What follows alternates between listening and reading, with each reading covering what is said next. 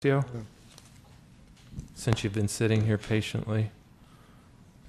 And we've actually seen, I think I've sat on the commission, I think I've seen 3 or 4 iterations of this proposed use on this site. I think the first one was solid parking, 600 or so stalls, and then there was different alternatives with residential on top.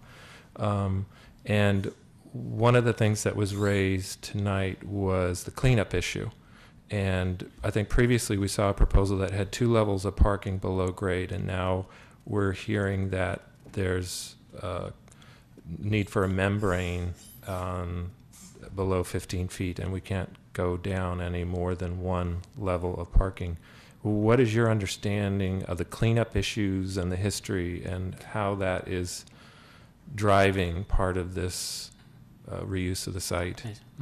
Good evening, Commission.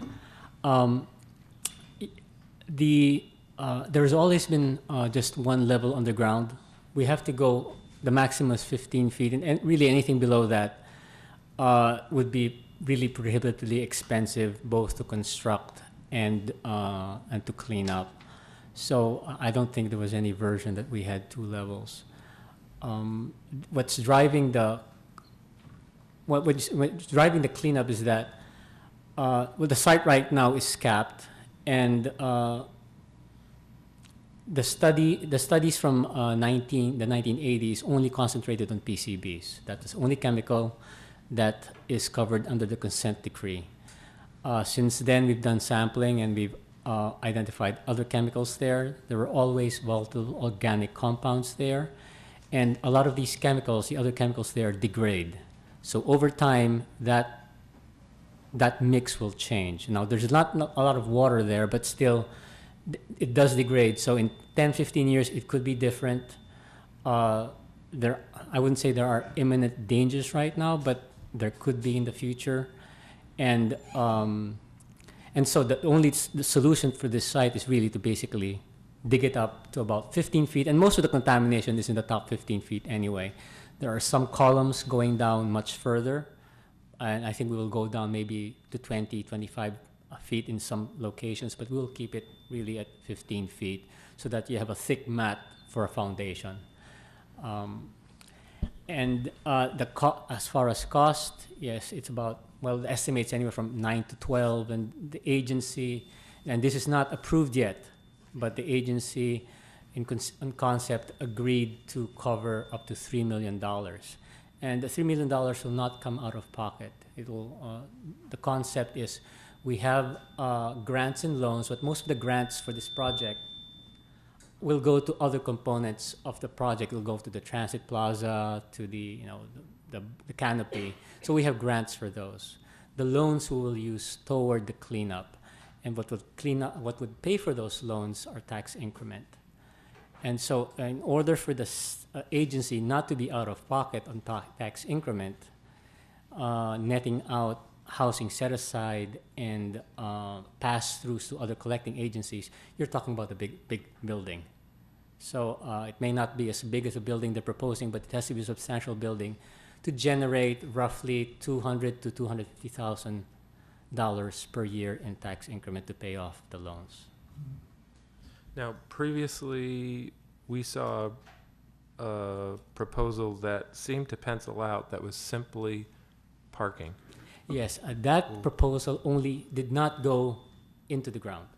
So that proposal actually added another 2 to 3 feet of protective asphalt, and we did not really clean the site. And how were we affording that? How was the city, that was going to be, I think, exclusively a city garage. Yes. How was that? Well, we have grants for a portion of the public parking. We're looking for more grants. That grant came from the Capital Corridors. What we are trying to get now are more grants because the bus base, it will be an improvement of the current situation. Right now, the buses are in front of the Amtrak station. If you move them closer to the platform, Capital Corridors really prefers it that way, and it may make it more eligible for other grant funds that are opening up with all the transportation funds and the infill funds that are coming up at the state. And when it was exclusively parking, how many stalls were proposed then? Well, Do you recall? it was substantial because we were 700? well, we had several schemes. We had about 3 or 4 schemes. We had a 2-level scheme, a 3-level scheme. So I think it went up to about 700. One of the schemes.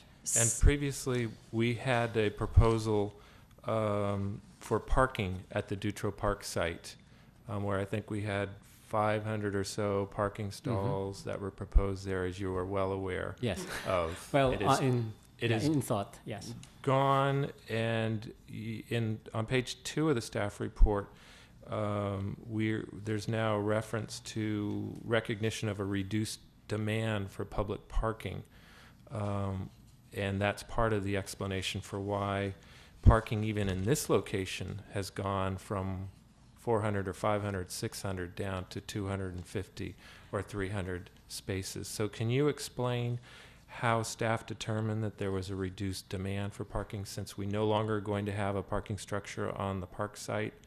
And I'm just curious how that determination was made. And I figured yes, you I were think- involved in it. Well, partially, but Diana, I think, is the keeper of the parking calculations for the North Hollis corridor. But I think part of it has to do with the assumptions that went into the 400 spaces here and the 500 spaces somewhere else, and the glass house. But I think the assumptions have changed. There was more intensification that was anticipated before the North Hollis plan. Actually, even the North Hollis plan anticipated some much more intensification than it is now. Some of that was sort of a carryover from the .com bust. We don't see those occupancies anymore. It did not consider any kind of the paid parking on the streets that we're considering now. So, and it doesn't consider some of the transit initiatives that they're trying to pursue. Okay. So, Diana, you want to speak to the parking issue and how staff I determined want to that ask the- Ignacio a question before Danny You know gets what? up Let's there. finish up with this parking issue, Diana, and then we can go on to different. Well, this relates to it. I want to find out about the funding of the Capital Corridor Fund. Okay, Ignacio, I'll wait a little bit. Well, it's pretty simple. When we did the North Hollis plan, we were assuming, the calculation we did was assuming that a whole bunch of buildings there would convert to office uses without parking themselves. So you can imagine that would create a very high parking demand. Between Hollis and Doyle. In the whole North Hollis area. Yeah, So- well, we certainly aren't seeing that. You look at Emery Station East and the densification that's happened between 59th and Powell, and I'm Right, just we're not. Things are not developing very fast, or they're parking themselves. So that's why the numbers, the estimates of what was needed have gone down. okay. And I'm also curious. Part of my recollection, part of council's support for eliminating a parking structure at the Dutro Park site was that we had this other parking structure that was coming at the Amtrak station. And I'm just curious whether there's been any feedback from the council on this shift in the reduction at the Amtrak station site. no, we haven't had any, direct comment on that, but this was, in recent years, we're starting to talk about shared parking, unbundled parking. We're embarking on a parking study in the North Hollis area, so we will have a better idea of the parking situation, both in public and private spaces, because it doesn't really make sense for us to build all this parking if we don't know how the Right. utilization is now and what it will be, along with projections on what that occupancy will be if we started paying for parking on the streets. And I want to get back to the Capital Corridor funding. The monies that the Capital Corridor would contribute to a project there, these monies are just to expand parking, or is it to expand parking and to provide better access yes, to the tracks on the platform areas? both. Yes, the 4.2 million we have now was for parking. The additional money we're looking for is for the improved access for the bus space. Okay, and so that would also be Capital Corridor contribution for that? Or other funds. We're investigating other funds. I know Capital Corridor is expanding. I would think they could expand their contribution as well. We agree. I have a question. Go ahead, Paul. What is the lead agency for the cleanup on this site? The lead agency is DTSC, and again, just to clarify, this is not a Superfund site. It's called it's under the Toxic Substances Control Act. There's actually a mechanism under state and federal law for the EPA, the federal EPA, to transfer a site to the state EPA under Superfund, but there is no such mechanism under the Toxic Substances Control Act, which is why we are we're very limited in any legal means of forcing the cleanup. So we're trying to do it as cooperatively as we can with Viacom. Is there, another part of the question, is there a final remediation plan approved by DTSC? Not yet. The direction to us was to show a plan, the development plan that works, before we talk about cleanup, because there won't be any cleanup without any project. So the project So comes if there before is the cleanup. some interest in this, if it's going to proceed, we actually do have a final cleanup plan that is with the DTSC, and we have comments. We have not responded yet because we want to see what happens with the proposed development. Briefly, could you tell us what that plan would include? Would that include taking all the dirt and bringing it To Turlock? 15 feet, yes. You have to take out everything to 15 feet, 25 feet in other areas. The major components really there are safety, because it's a very tight urban area. It's a lot of air monitoring, dust control, traffic control. I mean, it's going to be pretty difficult to stage this. Any estimate of the number of cubic yards? In the Do you have hundreds any of estimates thousands. of the number of trucks that it would take to take all of that dirt away? Thousands of truck I don't know. trips. I'm just No, I'm no. just trying to get the information. Well, the estimated, it's going to take 6 months. Of truck traffic? Yes. That's the maximum estimate. This is Monday through Friday? Truck Yes, traffic? and again, they can't really go around. They can't go as aggressively as they would for a big site, maybe a spacious site like Bay Street, because they have room there. They don't have room here, so it won't be as constant as it would be at a site like Bay Street, because they do have to stage it and be more careful because it's an urban area. So they won't have as many trucks per hour than you would. One last question. Does this plan preclude any residential use of the site? You may put residential use. Thank you. And Ignacio, you had mentioned that the consent decree only covered the contamination with the PCBs. Does that mean if other stuff has been found with the testing that it's really still an open situation with Westinghouse or Viacom? or Yes, whatever?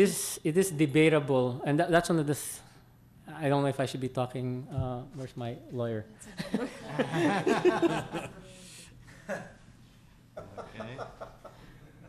But don't go away, Ignacio.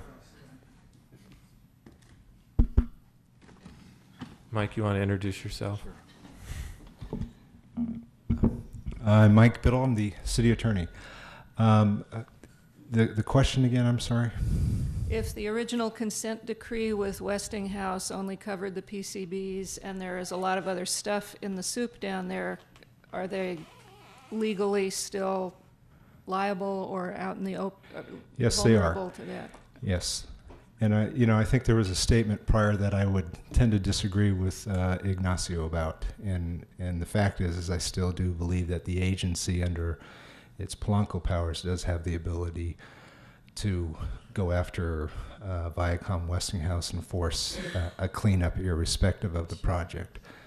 But as I think Mr. Robbins alluded to, and I can assure you the time and expense and effort to force that issue is certainly something that could be quite costly. And then what you have at the end of the day is a site that is cleaned up, obviously, but it's much more valuable in the aftermarket for sale. And so to the extent the agency and Wareham wanted to go forward with the project, because again, the agency is a part of the applicant in this project. One of the things we're after is trying to provide public parking. So then in the after condition, you have a clean site. Now you have to pay fair market value for that. And part of what we're trying to do here is, in sort of a cooperative fashion, is to join hands with Westinghouse to get them to go forward with the cleanup. And we are contributing some grant monies, and Wareham's going to be contributing money as well.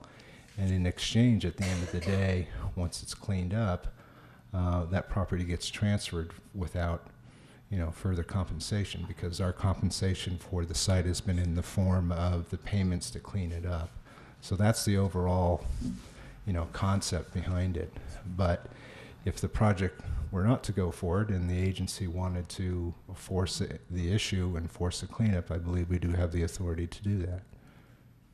Who owns the site right now? Westinghouse, Viacom, and then Wareham and the redevelopment agency have a originally 99-year lease. We probably have about 91 years left or so, but it's only for surface parking only. So it's not as if we have the right to build this. Okay. A question for Ignacio. The $3 million in grant money that is going to be used for the cleanup, does that have a lifetime? I mean, is that Right. at risk? And a correction, those are low interest loans. Well, one is from HUD and one is from the EPA. The EPA money, we have a little time, but the HUD money, they wanted us to spend it yesterday. Well, HUD's But trying to go out of business, so. Right. We're trying to extend our the time when we actually have to execute the loan. So there is a certain amount of pressure on time on this. Well, we don't want to push a project just because we want to make a loan to the HUD. So we'll try to get other money if we can. And what percentage of the 3 million was the HUD contribution? It's 1.2. Okay. One other question. Building this size is going to have caissons down to bedrock. They are going to go through the contamination. So there are going to be a number of holes punched in it. That's a construction technique, and we've actually had the EPA look over the technology. There are piles that are non-displacing, so it actually won't spew out when they drive them in. They kind of slide in and don't displace any. Is that similar to what was done at Bay Street with the structures on Bay Street? I think they've used it somewhere else in Emeryville. I'm not sure if that's what they use in Bay Street. We used it at Emery Station, and we used it in Emery Station North because both were cleaned up sites. More questions? Let's hear from the public. Thanks, Ignacio.